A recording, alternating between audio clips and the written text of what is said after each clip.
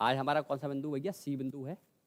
वर्णमाला आपको बताई गई थी कितने प्रकार से होती है? 4 सेक्शन में होती है। पहले पूरे 53 वर्ण परिभाषा सहित उनके नाम, उनका वर्गीकरण। दूसरा क्या होता है? उच्चारण स्थान। दोनों हो गए। आज क्या हमारा है? सी बिंदु है, स्वर एवं वर्गीकरण। अब देखो यहाँ से अपवाद बहुत होता है। क्या अपवाद होता है? कि हमें स्वरों की संख्या कितनी पता होती है? 11 पता होती है। लेकिन क्वेश्चन में कई बार 13 भी आता है, कई बार 10 भी आता है और कई बार 4 भी आता है। तो पहला क्वेश्चन आपका स्वर से बनेगा। तो पहला क्वेश्चन कहाँ से बनेगा हमारा? भाई संख्या से बनेगा। कहाँ से बनेगा? संख्या से। तो अब आपके दिमाग में आपको रखना पड़ेगी जो संख्या है वो 13 भी होती है, 11 भी होती है, 10 भी होती है और 4 भी होती है। ये माइंड में रखना है कि अगर स्वर से क्वेश्चन बनेगा संख्या से तो कितने तरीके से बनेगा बताओ? 4 तरीके से बन सकता है। अब इसमें कोई विवाद नहीं है, सीधा सीधा क्वेश्चन है। अगर वो आपसे कुछ भी कोई भी परिभाषा ना लगाए, सीधे पूछे स्वरों की संख्या, क्या पूछे? तो जब भी आपसे क्वेश्चन आए आंखें बंद करके कितनी संख्या बतानी है? नहीं नहीं नहीं, स्वरों की जब भी संख्या आए तो यहाँ 11 बतानी। पहले बता दिया था मैंने। व्यंजन की संख्या है 33 बताना, स्वरों की संख्या 11 बताना। ये तो राइट आंसर है।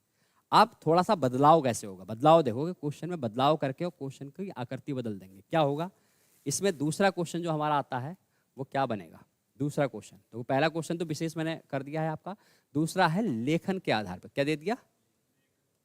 लेखन के आधार पर स्वर या स्वरों की संख्या। तो जब भी स्वरों की संख्या लेखन के आधार पर आए तो आप क्या बताओगे? क्यों? क्योंकि भाई वर्णमाला में लिखे हुए तो 13 ही हैं। छोटा बड़ा ऐसे पढ़ेंगे। अ आ इ ई उ ऊ री, ए ऐ ओ औ अंग आहा। क्या यही पूरे 13 होते हैं ना? अब किसके आधार पर हैं?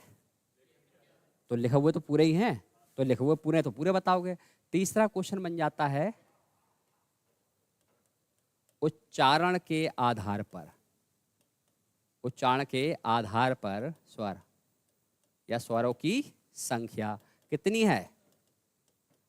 10 है। तो इसमें तो अंग और आहा छोड़ा था, इसमें क्या छोड़ दिया? री भी छोड़ दिया। क्योंकि री को इंग्लिश में क्या कहते हैं? आर। तो वह स्वर में प्योर स्वर तो बना नहीं, इसलिए इसमें ये भी छोड़ दिया। और हमने जो वर्णमाला की शुरुआत की थी किससे की थी? मूल स्वरों से। तो मूल स्वरों की संख्या 4। पूरी वर्णमाला किससे बनी है? इसी 4 स्वरों से बनी है। संस्कृत में 5 होते हैं और हिंदी में 4 होते हैं। कौन कौन से होते हैं? आ ई उ री। ये पहले ही वाले में बस समझा चुका हूँ, पूरा समझा चुका हूँ। अब 5वां क्वेश्चन यहाँ क्या बनेगा बताइए? स्वर कैसे होते हैं? स्वतंत्र होते हैं या परतंत्र होते हैं? हैं? स्वतंत्र। क्यों? स्वर स्वतंत्र होते हैं। कैसे होते हैं? होते हैं। ये है शरीर की आत्मा काम करते हैं। कैसे करते हैं?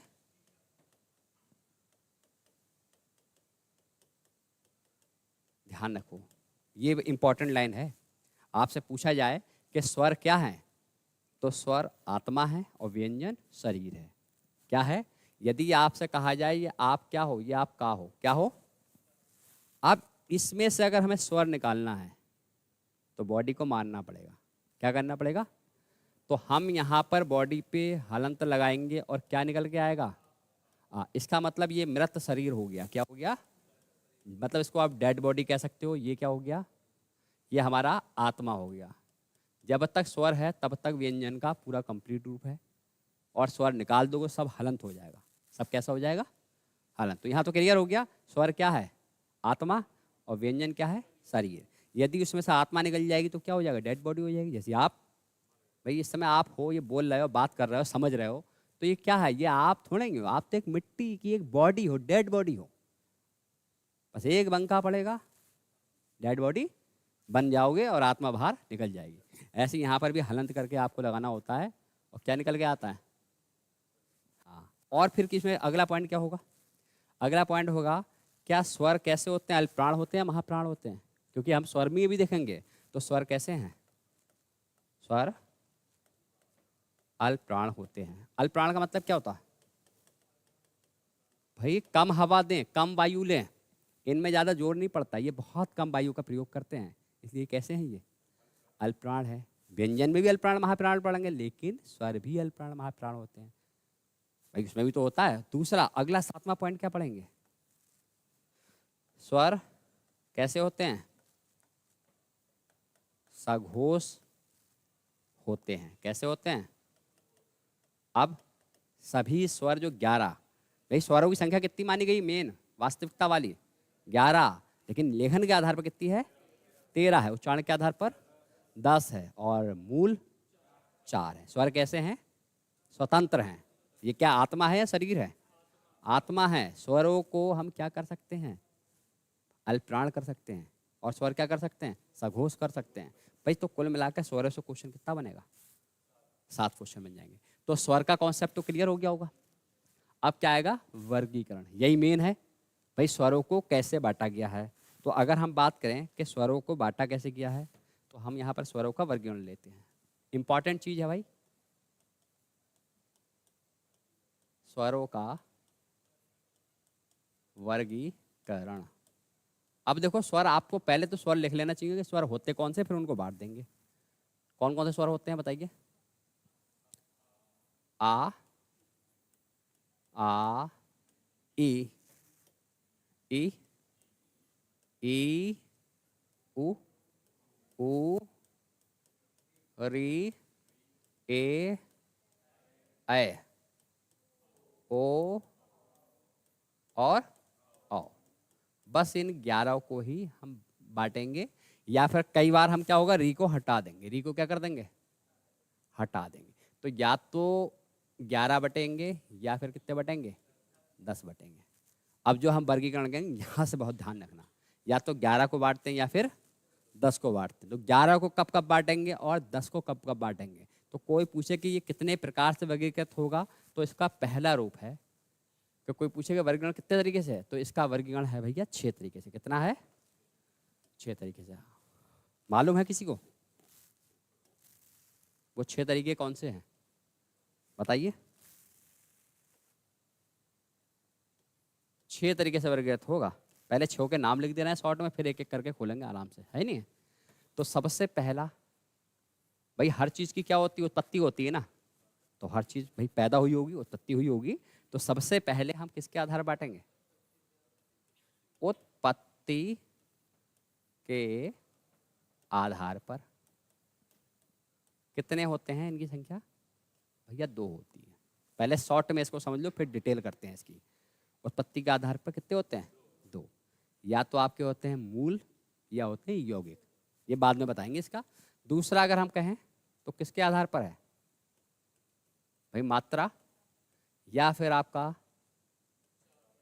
उच्चारण के आधार पर। आधार पर कितने होंगे स्वर बताइए? 3। और कितने हो सकते हैं?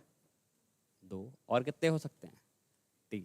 यहाँ बहुत इंपॉर्टेंट रोल है, यहाँ पर बहुत इंपॉर्टेंट रोल है कि पहले 3 में बटे थे, फिर 2 में बटेंगे, फिर 3 में बटेंगे, क्योंकि विद्वान अलग अलग आए हैं, सबने अलग अलग अपना रूप दिया है। पहले जो हम बांटते थे वो ह्रस्व, दीर्घ, प्लुत बांटे गए हैं, लेकिन प्लुत का प्रयोग तो हिंदी में ही नहीं होता है। आगे विद्वान आते हैं, बोले इसका तो यूज ही नहीं हिंदी में, भाई इसको हटाओ। तो उन्होंने कहा ठीक है, फिर 2 कर देना है। कौन कौन थे? ह्रस्व और दीर्घ। लेकिन लोगों ने कहा कि दीर्घ में आपने 7 वर्ड बांटे हैं, बड़ा, बड़ी, बड़ाऊ, ए, ऐ, ओ, औ। अगर ये 7 दीर्घ हैं तो इन 7 से संधि कौन सी बननी चाहिए? दीर्घ संधि बनना चाहिए। भाई आपके सामने एक शब्द है कपीस और एक शब्द है महेश। अभी ये कौन सी मात्रा है? एक ही, और ये का मात्रा बड़ी की, लेकिन इसमें कौन सी संधि है? दीर्घ। इसमें कौन सी है? गुण। तो संधि क्यों चेंज हो गई जब दीर्घ ही बड़ हैं सारे? तो यहाँ से फिर अपवाद बना, फिर तीसरा प्रकार बना। तो कोई पूछे कि मात्रा या उच्चारण के आधार पर कितने भेद हैं, तो मुख्यतः 2 और कुल 3। मुख्यतः और कुल 3। ये विवाद भी अभी समझाते हुए चलेंगे, सारी कॉन्सेप्ट क्लियर हो जाएंगे जैसे जैसे विवाद बने हैं इसमें। तीसरा किसके आधार पर स्वर बांटे हमने? जीवा के आधार पर। किसके आधार पर? जीवा के आधार पर कितने होते हैं? 3 होते हैं। नाम पता है? 3, अग्र मध्य पश्च, अग्र मध्य पश्च। ये स्वर हैं कि आपके स्वर हम किस किस आकृति के अनुसार बांट रहे हैं और कहाँ कहाँ से निकलेंगे, समझ रहे हो? चौथा, मुंह बंद व खुलने के आधार पर। तो इसके भेद कितने हो जाएंगे भैया? 4 हो जाएंगे। खुलना और बंद करना। बंद बिल्कुल होता है संवृत, खुलना होता है विवर्त। और कई बार विवृत स्वर पूछा गया है कि भैया निम्न में से विवृत स्वर क्या है, कोई बताएगा? खुलना। 2 शब्दों का भी बताएंगे इसमें भेद बेटा पूरा। इसमें एक होता है संवृत, इसको इंग्लिश में क्लोज कहते हैं, मतलब बंद। और एक होता है विवृत, इसका मतलब होता है ओपन, खुला हुआ। ऑप्शन में आपसे कई बार पूछा गया कि विवृत स्वर कौन सा है। ऑप्शन दिया है छोटा, छोटी, छोटा ऊ, बड़ा। विवृत का मतलब होता है पूरा खुला हुआ मुंह। अब आप खुद बताओ कौन सा स्वर ऐसा है जिसमें पूरा मुंह खुल जाता है? डॉक्टर कहलवाते हैं, आला लगाते हैं मुंह में, डालते हैं टॉर्च, कौन सा वर्ड कहलवाते हैं? बुढ़वा, पूरा। तो वो कौन सा होगा? बड़ा होगा। कई बार पूछा गया, तो अभी ये याद करा देंगे बिल्कुल कतई डिटेल से, पहले शॉर्ट में ले लो उसको। 5वां हमने किस आधार पे बांटा है?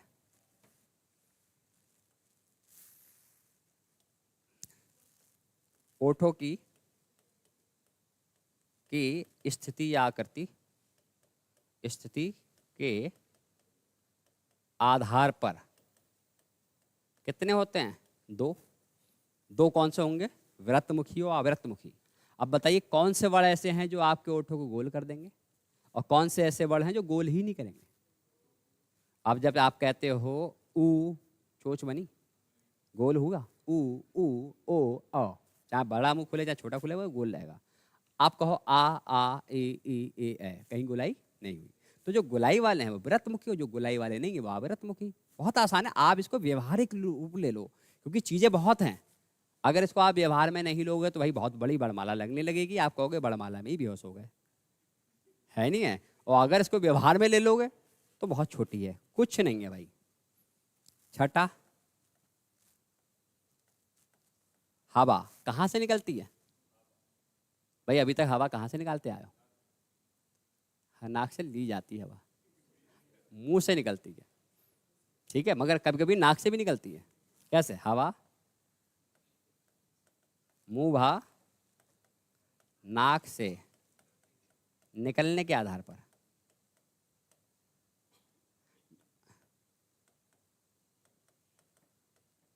वैसे तो हम ऐसे तो हम मुंह से भी ले लेते हैं, है नहीं हवा, लेकिन मुंह वाली वापस हो जाती है, अंदर नहीं जाती है। नाक वाली ही पूरे शरीर के अंदर जाती है। अब कौन सी होती है? निर्नासिक, अनुनासिक, है नहीं है? जब आपकी नाक बंद होती है तो आप कैसे बोलते हो? मुंह से तो बोलते ही हो, वो तो हमेशा ही बोलते हो मुंह से। भाई यदि ये आपकी नाक बंद हो जाएगी तो मुंह से तो हमेशा बोलोगे। नाक बंद हो तब भी मुंह से बोलना, नाक खुली हो तब भी मुंह से ही बोलना भाई। ये मत सोचना कि भाई नाक बंद होगी हम नाक से बोलने लगे, या मुंह बंद कर लिया नाक से बोलने लगे। लेकिन नाक से थोड़ी थोड़ी आवाज आती है। कैसे आती है? देखो ये वर्ड क्या है आपका?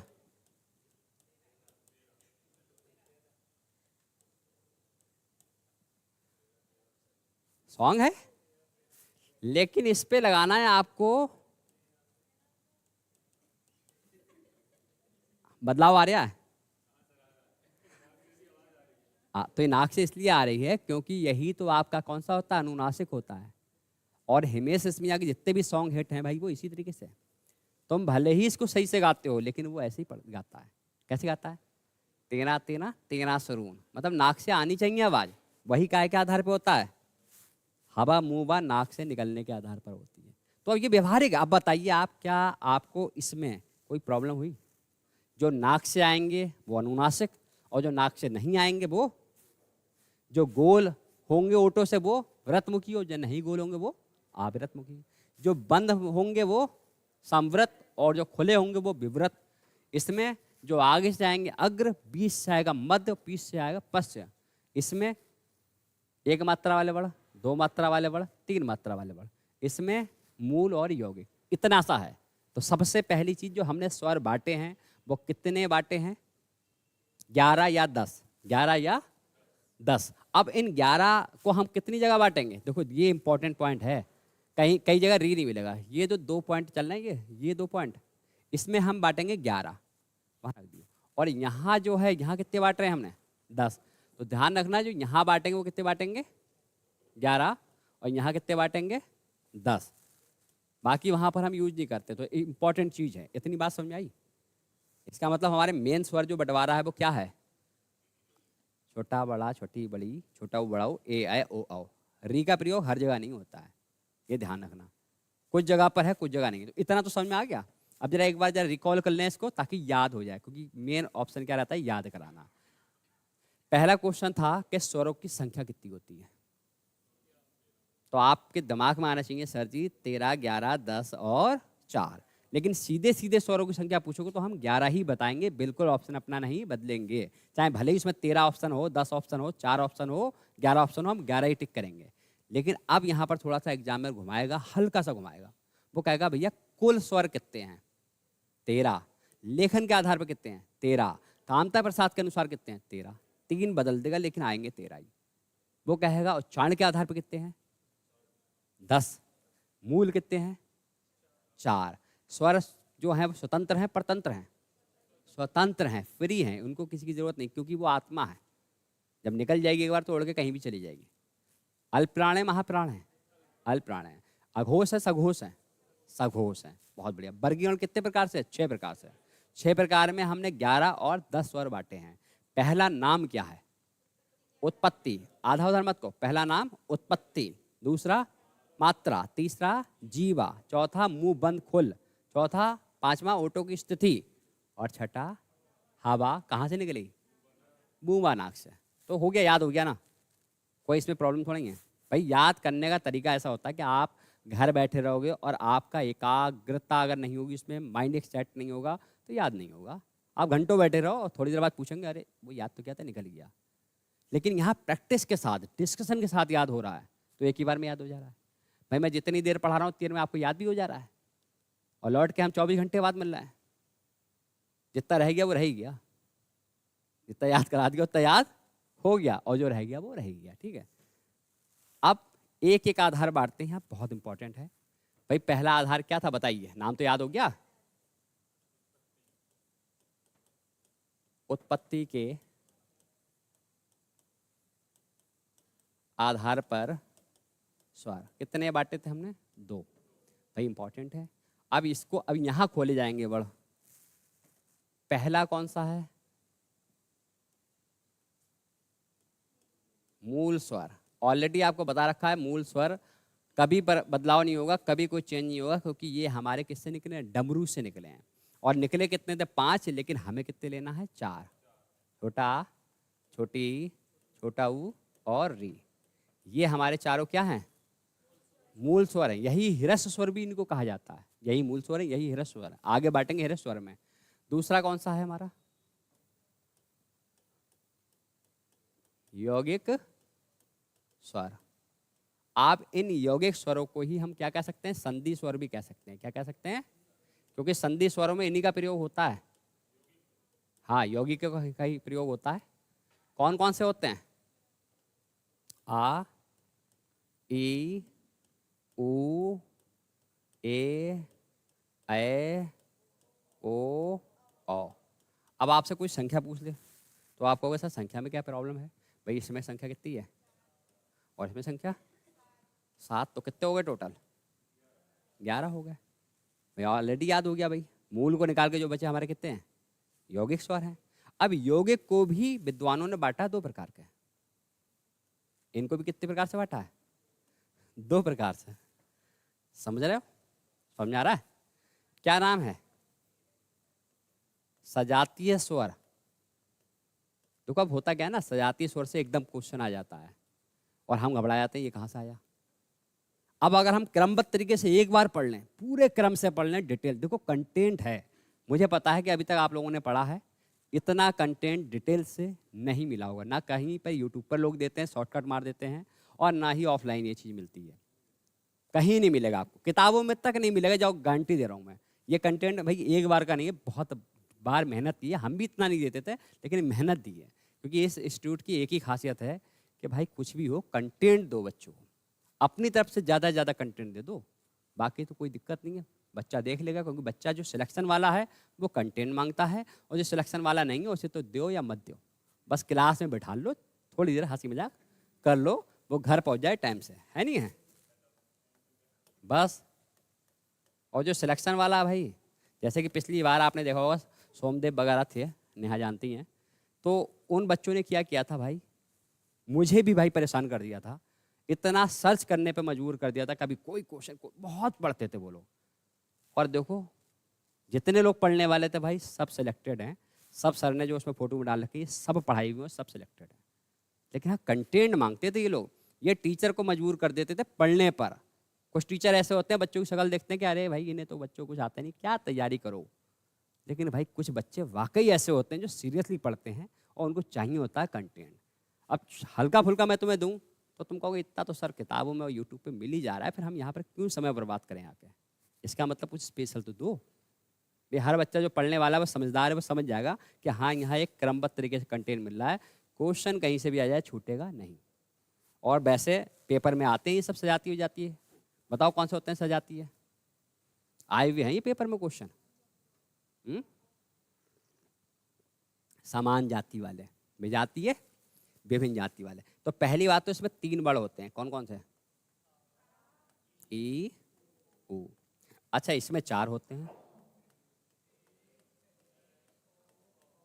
और 5वां कौन सा होता है, होगा ही नहीं, क्योंकि ऑलरेडी 7 ही तो हैं, 7 बढ़ गए। थोड़ा दिमाग लगाओ, कॉमन सेंस का यूज करो कि सर जी ने योगी की तो बांटे, अलग से कहाँ से आ जाएगा, इन्हीं को बांटा क्या है।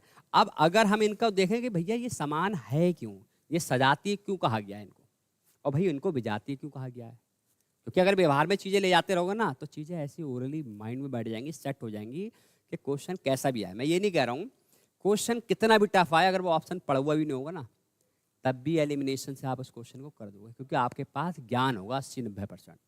अब 40% ज्ञान लेके जा रहे हो, क्वेश्चन आ रहा है 90%, 10% चलो नहीं आ रहा है, तो 50% कहाँ से लाओगे, कहाँ तक तुक्का मारोगे। पहले तुक्के चलते थे, अब तो तुक्का मारोगे ना तो होता क्या है, ए भी आंसर लगेगा बी भी लगेगा, तुम ए मानने वाले होगे बी मारोगे ए ही आंसर होगा, बोले अरे ये तो हो गया। तो ये समान इसलिए हैं क्योंकि ये 2 बड़ा जो मिले हैं वो सेम जाति के मिले हैं, दोनों एक आकृति से बने हैं। इनके भी क्या है भैया, ये भी सेम आकृति से बने हैं, इनका क्या है भाई ये भी सेम आकृति से बने। इसका मतलब ये दोनों बड़ एक ही जाति के हैं, एक ही बिरादरी के हैं, एक ही रिश्तेदारी के हैं, दोनों सफ़ेद हैं तो सफ़ेद हैं, काले हैं तो काले हैं। अब यहाँ देखो, यहाँ होता है बदलाव भाई, एक तरफ है छोटा तो एक तरफ है छोटी, कॉन्सेप्ट चेंज हो गया नहीं हो गया, छोटा अलग आकृति का, छोटी अलग आकृति का है नहीं है। इधर क्या है आपका छोटा आ और ए, भाई ये भी विभिन्न हो गया। इसका क्या होता है छोटा आ छोटा ऊ, और इसका क्या होता है छोटा आ और ओ। तो बताइए क्या ये जितने ही बड़े मिले कोई भी सेम मिला, विभिन्न हो गया ना। तो विभिन्न की वजह से ही ये विजातीय हुआ, और ये कैसा हो गया सजातीय। तो कोई दिक्कत नहीं होना चाहिए। हमने उत्पत्ति के आधार पर कितने बड़े बांटे, 11 ही बांट रहे हैं हम तो। और 2 शब्द हैं कौन कौन से, मूल और यौगिक। मूल में कितने हैं 4, यौगिक में 7 हैं। 4 कौन से हैं, आ ई उ डी, बाकी बचे हुए बड़ा बड़ी बड़ाऊ ए आए ओ आओ। अब हमने उसको भी बांट दिया कि भैया साफ कर दो, सजाती और विजाती है। कायदे में जो सजाती है इनको नया नाम दिया जाएगा, अगर दो आप देना चाहो आगे देंगे। इसका नाम है दीर्घ और इसका नाम है विजातीय का संयुक्त। ये आगे नाम दिया जाएगा लेकिन अभी नहीं दे रहे, हम आगे बांट तो रहे हैं। इतना समझ में आ गया, बताओ समझ में आया तुम्हारे बेटा क्या नाम।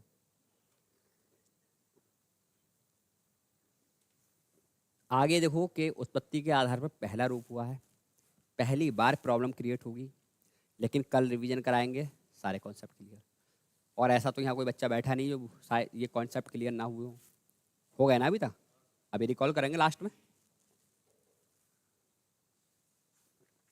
बताइए दूसरा कौन सा प्रकार है, जल्दी से बताइए, अभी याद करवाए थे। मात्रा और उच्चारण के आधार पर, ये है थोड़ा सा बेटा विवादित। मात्रा या उच्चारण के आधार पर। अच्छा, मात्रा उच्चारण क्यों दे दिया? ये दो नाम क्यों दिए बताइए? मात्रा का मतलब है कि एक मात्रा, दो मात्रा, तीन मात्रा। उच्चारण का मतलब है अगर एक वर्ड को 1 सेकंड लग रहा है तो दूसरे वर्ड को 2 सेकंड लगेंगे, तीसरे वर्ड को 3 सेकंड लगेंगे। तो इसलिए उन्होंने उच्चारण भी कह दिया, उसी को मात्रा कह दिया है। तो मात्रा के आधार पर हैं कितने? आधार पर हैं कितने बताइए? मैंने बताया पहले 3 में बांट दिया था कुछ विद्वानों ने, फिर कुछ विद्वानों ने कहा ना भैया 2 में बांटो, और फिर लोगों ने कहा 3 में बांटो। याद आ गया?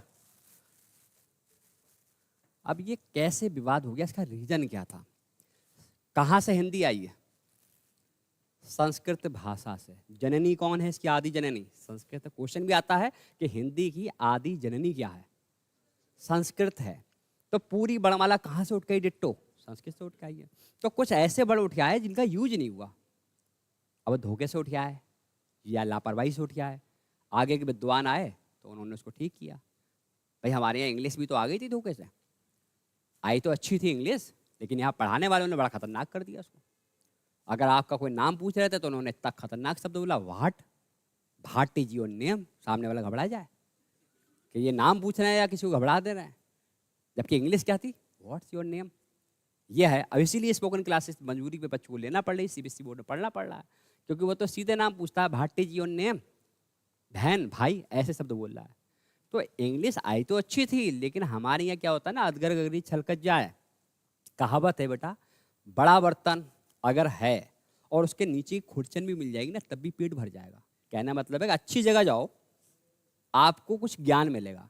लेकिन ये कम पैसों के चक्कर में, दूरी की वजह से लोग वहीं कहीं गिर पड़ते हैं, और उसके बाद उनको ज्ञान तो भरपूर मिलता नहीं है। पेपर में जाते हैं, अरे सर सिलेक्शन नहीं हो रहा है।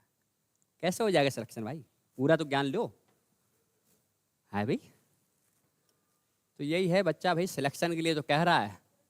लोग सिलेक्शन के लिए, जॉब्स के लिए यूक्रेन में पड़े हैं, अमेरिका में पड़े हैं, और लोग पीलीभीत में यहाँ तक आने में थोड़ी सी उनको दूरी महसूस हो रही है। जब सिलेक्शन हो जाएगा ना तो फिर बात ही अलग हो। सिलेक्शन नहीं हुआ बेटा तो इसी रोड पे टुक टुक पे मिलोगे। हम तो पढ़ा ही रहे, हम पीछे बैठे हुए मिलेंगे, है नहीं है? हाँ, तो ध्यान रखो बेटा, सिलेक्शन नहीं लोगे तो हम लोग तुम्हारे पीछे बैठे होंगे, और तुम कहोगे सर जी कहाँ तक जाना है, हम कहेंगे विजयपथ जाना है। तो सीधी समझ लो बात।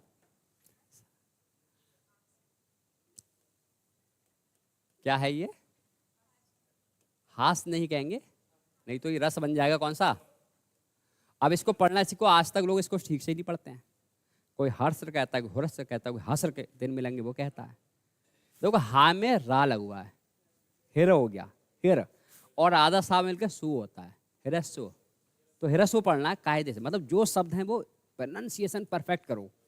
हिंदी पढ़ना है, हिंदी भी प्रोनाउंसिएशन अच्छा नहीं कर पा रहे हैं भाई। इंग्लिश हो खतरनाक हो, टमाटो कह दिया टोमेटो को तो अलग बात है भाई, इंग्लिश थी नहीं पढ़ मिली।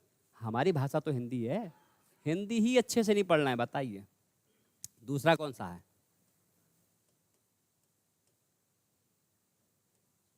इधर की मात्रा उधर जा रही है। अब तीसरा, पेन बदल रहे हैं। तीसरा कौन सा है?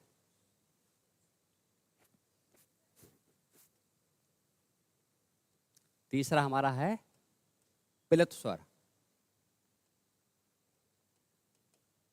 पिलुत स्वर। अब आप खुद बताइए, ह्रस्व स्वर की हमें जरूरत है, दीर्घ स्वर की जरूरत है, क्या हमें पिलुत स्वर की जरूरत है? किसी भी कोई भी शब्द यहाँ पर है हिंदी में? पहले वर्ड देख लो, वर्ड क्या है इसमें? इसमें वर्ड तो बिल्कुल सही है। कौन से हैं? आ, ई, उ और री। तो ये तो बिल्कुल सही है।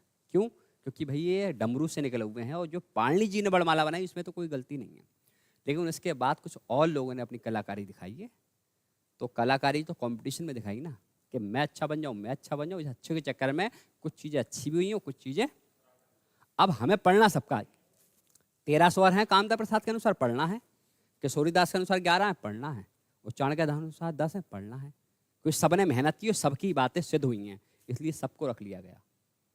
अब ये सब किसके ऊपर लोड पड़ गया? आप लोगों पर। समझ रहे हो? अब तो बन जाओ सूरदास कबीरदास।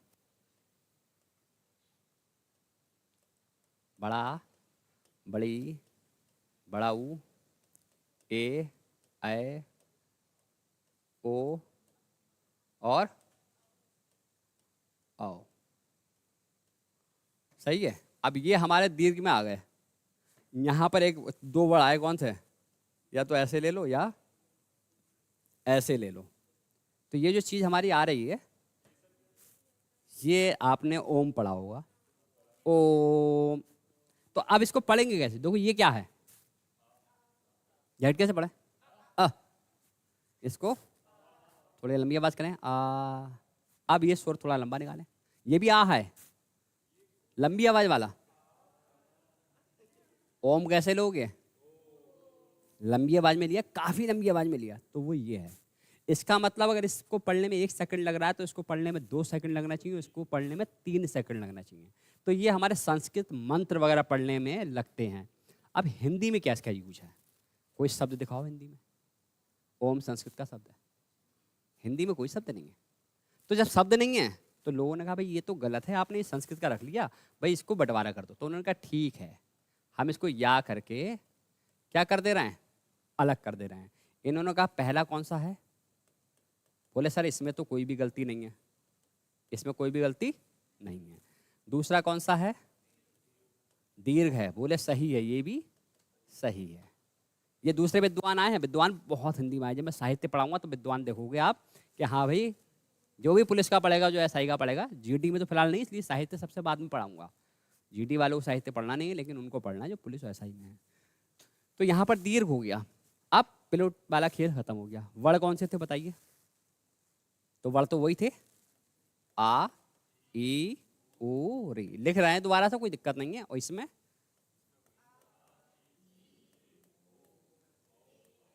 सही है, ओ, आओ।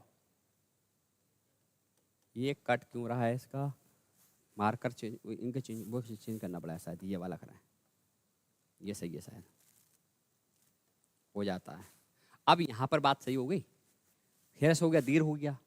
अब यहाँ से एक फिर विवाद फैल गया। बोले ये तो बात आपकी सही है, जिनने जैसे कि फॉर एग्जाम्पल ये सुमित बैठे हैं, इन्होंने कहा कि भाई ये प्लुत नहीं लेना थे, केवल 2 ही लेना थे, वो संस्कृत के हैं, ठीक है। अब ये अंकुर आ गए, बोले ठीक है, ये तो बात तो हम मानते हैं, लेकिन तुमने भी ठीक नहीं बांटा है, इसमें एक विवाद और है। बड़ा क्या है? दीर्घ है। बड़ी क्या है? दीर्घ है। बड़ा ऊ क्या है? ए आए, ओ आओ, दीर्घ। यदि ये सब दीर्घ हैं तो फिर संधि भी कैसी होनी चाहिए? दीर्घ होना चाहिए। अब इन्होंने कुछ एग्जाम्पल दिए, बोले सिद्ध करते हैं हम। जैसे एक शब्द है विद्यालय, एक शब्द है महेश, एक शब्द है महौज। अब यहां पर बोले देखो बड़ा है, क्या है? यहां पर क्या है? ए है, और यहां पर आओ। तो ये तीनों किसके अंदर आ रहे हैं? तो भाई दीर्घ संधि होनी चाहिए, लेकिन संधि तो दीर्घ नहीं हुई भाई। जब दीर्घ बढ़ा तो दीर्घ संधि होना चाहिए। बोले ये वाली संधि जो है ये दीर्घ है। कौन सी है? बोले ये वाली संधि है, ये गुण है। बोले ये है, ये वृद्धि संधि है।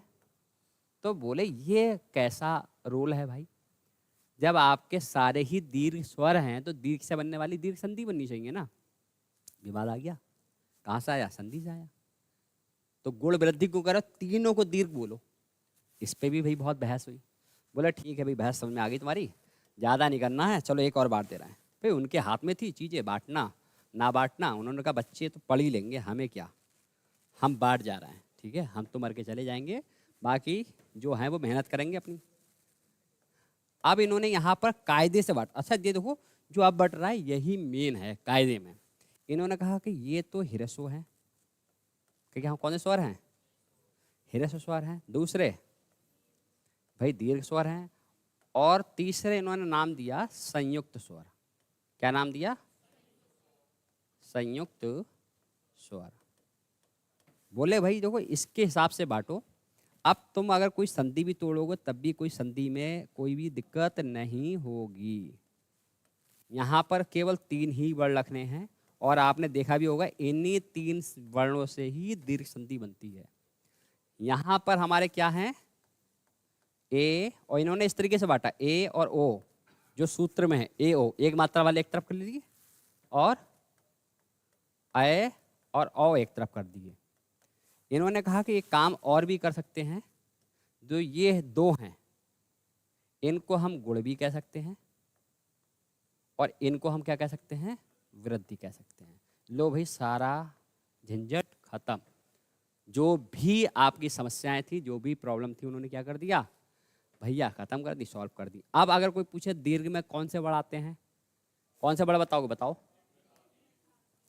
और गुण में ए ओ अर, और उसके बाद मतलब गुण में अर और आ जाएगा, फिलहाल ए ओ है, क्या है, और वृद्धि में अय और औ। ठीक है, तो कुल मिलाकर हमारी यहाँ पर दीर्घ संधि हो गई।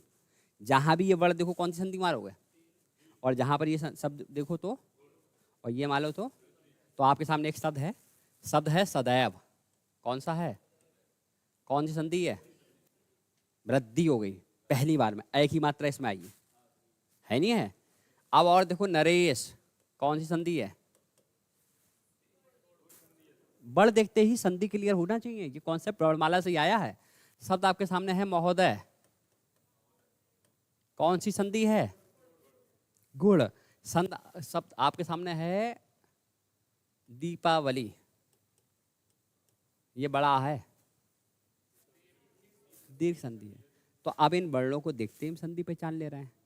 तो इसका मतलब संधि में जो चीजें हैं वो व्याकरणिक हैं, और व्याकरणिक है वो कैसी हैं, फैक्टफुल हैं।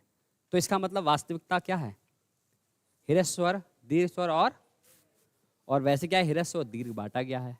तो आपसे सीधे सीधे पूछे मुख्यतः कितने भेद हैं इसके, 2, और कुल 3 है, बात खत्म। कोई दिक्कत तो नहीं, समझ में आ गया इतना।